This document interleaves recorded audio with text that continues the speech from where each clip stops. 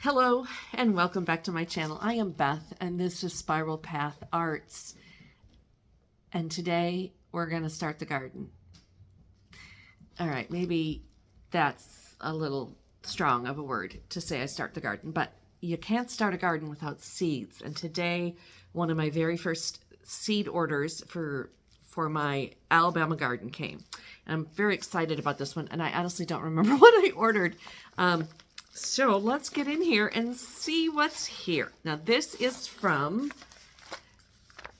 can you read that? Strictly Medicinal Seeds. And I'm glad they sent me the paper catalog. Oh, it's going to have so many Post-it notes in here. Yeah, I'm excited about this. But let's see what seeds I got. I do want to start a lot of medicinal herbs here. Oh, I might need some scissors to get into the come packaged in this little thing. That's a face, I'm sure. Okay, here we go. It rips open.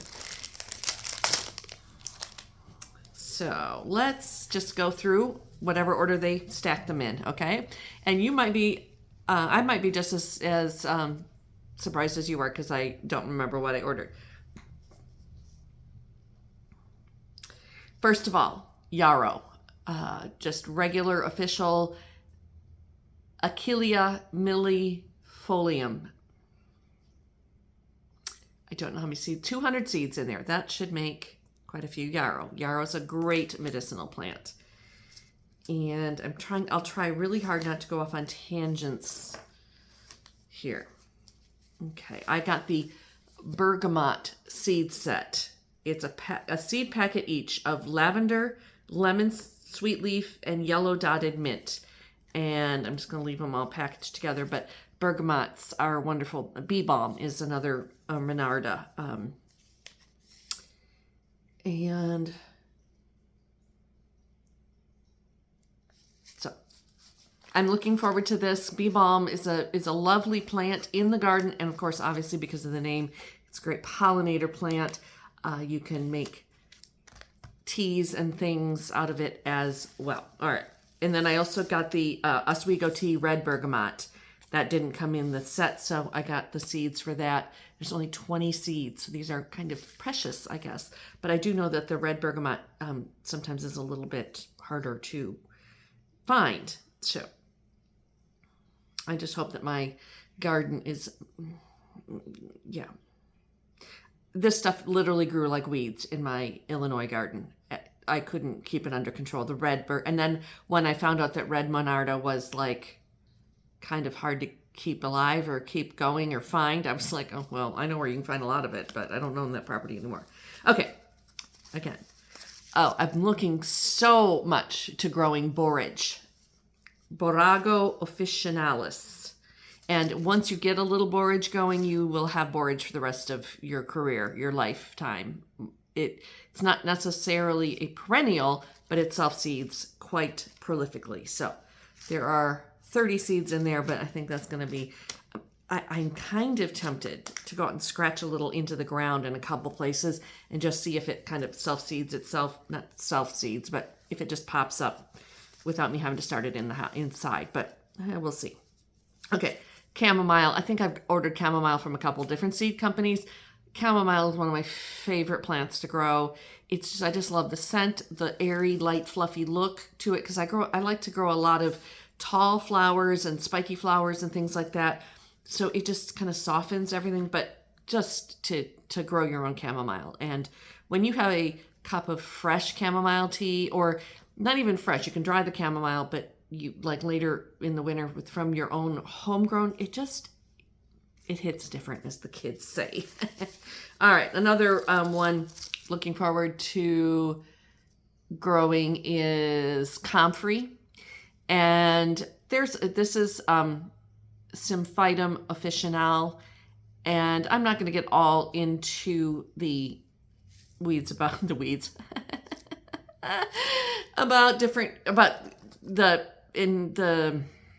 if you should or should not ingest comfrey, but do your own research. I don't ingest. I did for a while. I did try making comfrey infusions it's just, I have other infusions. I have a hard enough time remembering to take the ones that I do, which reminds me, I have some nettle in my fridge that I need to take. But one of the things I love about comfrey is, one, it's another pretty plant. It's a nice looking plant in the garden. It gets big and bushy and has like big ovalish long lance. I don't know what shape the leaves are, but they have a nice texture to them. Sometimes they flower. But compost, putting it in your compost or chopping it up and making like a compost tea out of comfrey is a great fertilizer. So I'm going to try to grow my own lavender from seed because I love lavender, and lavender can get kind of expensive to buy in like say 4-inch pots, but it's also notoriously a little bit tricky to start from seed. So we'll see what happens. Motherwort. I have grown mugwort very successfully, although I kind of accidentally killed my mugwort. I think it's still out there. I think it might come back. But motherwort is one that I love, and I've never grown myself, but I've known lots of people that do, and it's just a good, it says it's a short-lived herbaceous perennial. So again, it thrives in moist soil. It might have to kind of go around the side of the house where it gets a little more shade. Okay, stinging nettle. I love nettle, and 200 seeds. That should go pretty well. I'm going to kind of find a kind of liminal space for nettle, because you don't want it right by your front door, and you don't want it by your like water spigot or mailbox because it's stinging. So put it kind of out of the way where when you want it, you can go find it, but you don't have to brush against it. Before I knew anything about medicinal herbs, we used to have a huge stand of nettles at our property in Illinois. Unfortunately, it was growing right at the edge of our woods at the corner of where our kids' play set was, where the slide would come down. So kids would come down the slide and they'd go to run around to go back up onto the play set and brush against the nettles. So we had to eradicate it. Of course, I didn't know its benefits then, or I would have just relocated it or probably harvest all of it before the kids were in it. But passion flower, another one that I just love and I know grows prolifically here in the South and self-seeds very well. So it says it's a perennial vine. So, but it also self-seeds. And maypops is another name for it, kind of a folk name for it. And I've heard it's called because it may pop up just anywhere in your garden once you get it going. But I can see my picket fence with beautiful passion flowers, and eventually when the big garden happens, I'm going to get a canal panel archway, cover it in passion flower because I love passion flower. Actually, I already have some passion flower seeds, but they're about 3 or 4 years old, and I just wanted to be sure that I could get some passion flower from seed this year. Skullcap, another medicinal. It's not a very showy plant, a very pretty plant necessarily. It's an interest. I mean, it's just a little plant, but it is one of my very useful plants. If I tend to get tension headaches, migraines. So shade or sun.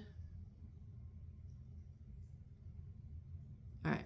This is one that needs cold stratification. So that one I'm going to have to get in the fridge here soon. And then, this one, I did not know anything about this one until last year when I went to the herbal conference. This is wood betony. And I don't even really know for sure. It's got red purple flowering spikes, 2 to 3 feet tall. Well, that's right in my wheelhouse. I love spiky plants. I love purple plants. So good. Part shade to full sun. Okay, we're all good there. But medicinally wood betony, I'm still getting to know this one a little bit more. But at the herbal conference, Ruth Shelton, shout out to Ruthie, she did a presentation. She was one of the instructors there and talked a bit about wood betony and had a tea with wood betony in it. And it just sounded very intriguing. I did try the tea. I actually bought some of the tea to bring home and I drink it occasionally.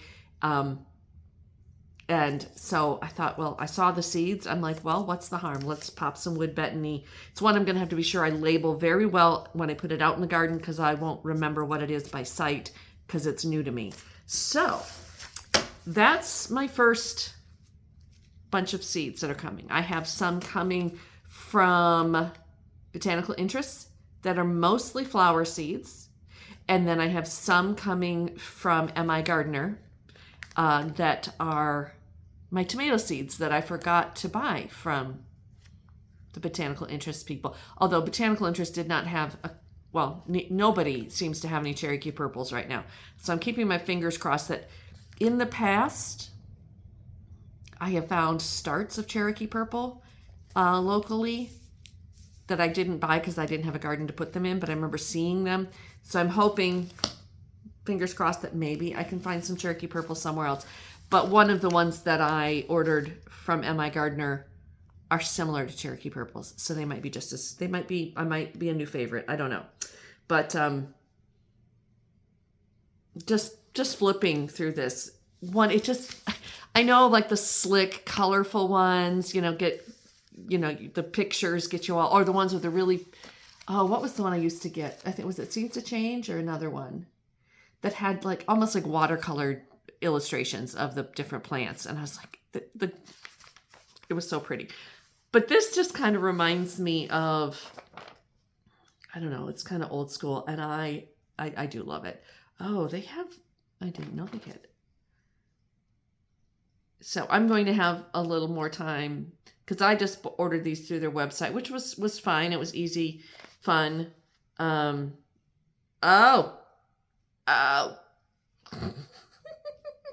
They have an entire dye plant seed collection that you can get that comes with amaranth, dyer's chamomile, indigo, madder, marigold, nettles, bedstraw, sunflower.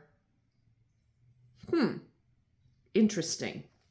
Well, I'm not going to order that right now. But anyway, I'm excited to get started gardening. I have the beginnings of my seed starting setup, and I'll show that to you when I get the rest of the parts to put it together and start sowing some seeds. I'm going to go through kind of and make a little plan on when I'm going to start all of these, because there are a lot of seeds here. There's a lot of flower seeds coming, and then there's tomato seeds coming. And I'm kind of trying to keep things simple this year. So I'm really focusing on flowers this year and some tomatoes. That's my main focus. The big garden is going to be in process, and then come fall gardening, fall planting, I'm hoping to have that established a little more, and I can do some fall gardening out there. But I'm just going to run out of time this spring with all the flowers that I want to get started for the front yard, getting vegetables and fall summer crops going out in the big garden that doesn't exist yet. I'm just going to run out of time because it's got to go from 0 to planting in like the next 4 weeks. That ain't going to happen. So it's going to be flower year this year. And then hopefully, perhaps, I'm hoping that I can get some pumpkins at the very least out there. We'll see what else happens out there. All right. I have another garden related unboxing for you, although it's already out of the box. So it's just a show and tell. Okay.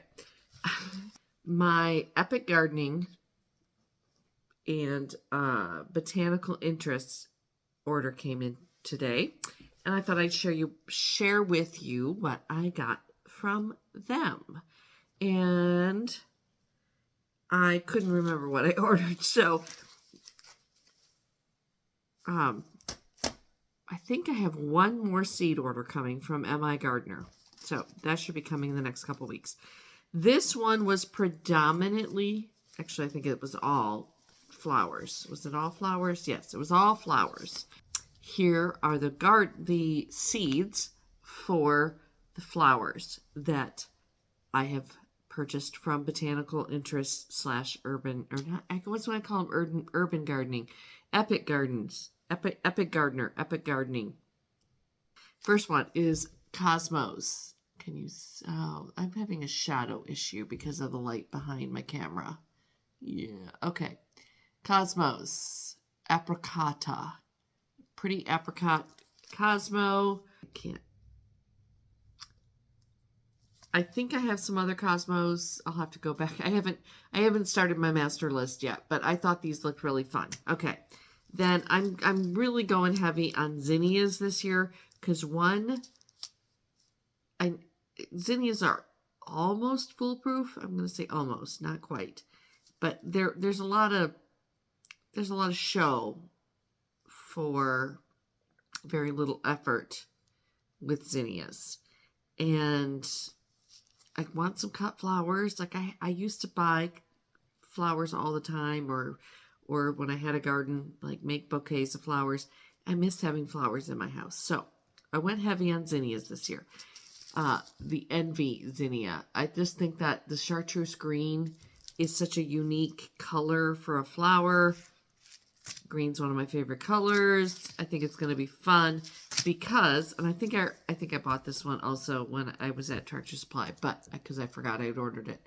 But this is the giant purple zinnia, and I just think this one with the green Envy one is going to be stunning. But you throw this one into the mix, and you have a full house. This is the Queenie Lime Orange. So it's kind of like a creamsicle orange sherbet with the lime green. I just think it's going to be stunning. These three together are like those. I'm not an orange person, but you throw some orange with chartreuse and purple. I wouldn't probably wear it as a clothing choice. And I might not paint a wall these colors. But in my garden, yes, ma'am. All right, nasturtiums. Again, I'm going for a lot of really easy to grow flowers because it's been a minute. That's a whole other conversation. But nasturtiums, also direct seed, easy to grow, and these dark, what are they called? Black velvet nasturtiums. Just a unique pop of color in some raised beds, in some hanging pots, containers. I just feel like you can toss a couple nasturtium seeds anywhere and just get, ooh, there's something, right? And I can probably toss those in the ground 1 to 2 after last frost. But I'm only like 6 weeks away from frost date here, so we're good. All right, moonflowers. I haven't grown moonflowers in a very long time. I thought moonflowers would be fun, either growing in containers and twining up over the trellis over the swing that I rebuilt would be pretty because they bloom at night, and I'm more likely to use my back porch swing. That's not a porch swing. Back patio and swing in the evenings and maybe entertain out there, and some night blooming flowers would be pretty. But I also may grow a few of these, like run some twine up on the front porch, and that would be lovely too. So I'm not sure where the moonflowers are going to go. I've grown morning glories quite a bit. No, not in the last 5 years or so, but I had morning glories growing on the fence surrounding our pool in Illinois, and they self-seeded, and I literally had to vacuum up the seeds out there to keep them from taking over everything. It was weird. But I haven't grown moonflowers in many years, and I really like, I'm happy about those. I'm excited about it. Okay, here's another old-fashioned flower, and that's, you may notice, well, not all of these, but I am kind of trying to lean a little bit into the old-fashioned flower because I live in a 130-year-old house. So, I just like old-fashioned flowers. Okay, I'm an old-fashioned girl. You know who I am. Hollyhocks. And I just loved this variety because they're the outhouse hollyhocks. And that just made me, because the double pom-pom ones are beautiful, but just these very classic, old-school outhouse hollyhocks. And growing up in a rural area with my grandmother had hollyhocks on the side of her house. They also self-seed. So I have a couple places in mind that I'm going to drop some hollyhocks. And again, this is another one that it's better to just direct seed it than it is to try to start it inside. So all of these, plus I think I am going to start the zinnias inside just because where I want to plant them. Direct sowing is not going to work so well. Same with the cosmos. I'm going to start those inside. But these guys are all going to I'm just going to Johnny Appleseed them out there and see what happens. Okay. Then the last one of ones I bought are the foxgloves. I've only had very limited success with foxgloves, and we'll see. They're a biennial, so really the best way to do them down here where it's so hot is to sow them in the late summer and let them get established a little bit in the fall and into the winter. And then the next spring, you might get flowers. So I might hold on to this packet until, August, September, and see what I can do then. I just love foxgloves. When I went to England and Wales in, was that 2018? The wild foxgloves were, I've never seen anything like that.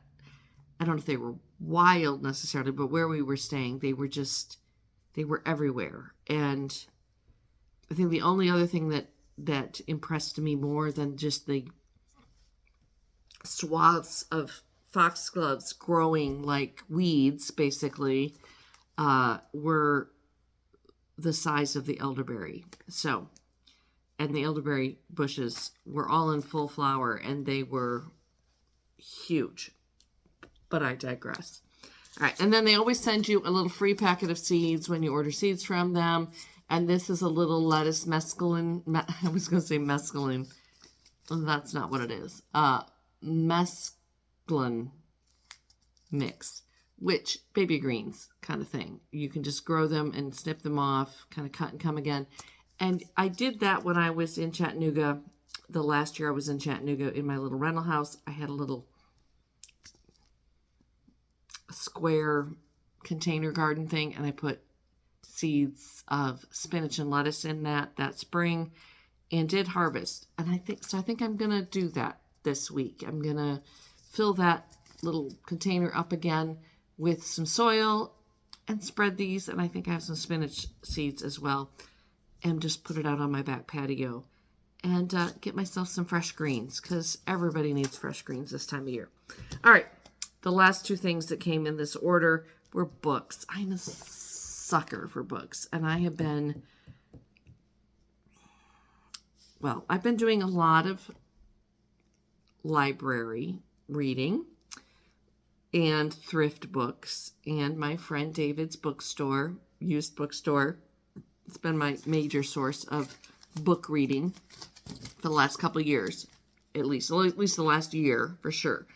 So I don't buy, especially like actual physical books. I haven't bought like brand new books in a minute. But for some reason, I just felt like I needed these books. And so the first one is The Field Guide to Urban Gardening. And these are both by Kevin Espiritu. I got to get his name right. I do watch his YouTube channel. And making it wrong. It's the Urban Gardening book, but it's Epic Gardening is there, and the Epic Homestead are the two YouTube channels that he has. Anyhow, he doesn't need me to promote him. Anyway. So, urban gardening, because that is what I want my lot over there to be, is an urban garden. And so I flipped through it. I haven't spent a lot of time with it. It looks like a beautiful book. It's probably got some good ideas in it.